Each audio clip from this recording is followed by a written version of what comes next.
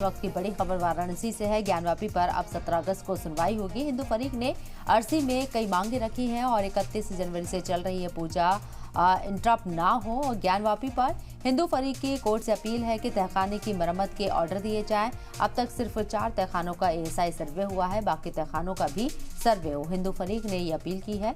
ज्ञानवापी मामले में कोर्ट ने 17 अगस्त को सुनवाई की अगली तारीख तय की है। दरअसल आज जिला जज की कोर्ट में 5 फरियादी खवातीन के केस और श्रृंगार गौरी ज्ञानवापी से जुड़े दूसरे मुकदमों की सुनवाई की गई और अगली सुनवाई के लिए अब 17 अगस्त की तारीख मुंतखब की गई। आपको बता दें कि हिंदू फरीक की अर्जी में मांग की गई है कि व्यास जी के जर्जर तहखाने में 31 जनवरी से चल रही पूजा किसी भी तरह से इंटरप्ट ना हो।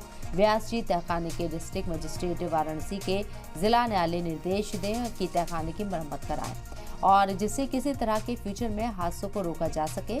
फरियादी फरीक की तरफ से जिला जज से मांग की गई है कि 12 तहखानों में से अभी तक सिर्फ 4 तहखानों का ही एएसआई सर्वे हुआ है, बाकी तहखानों को भी खोलकर एएसआई सर्वे कराया जाए।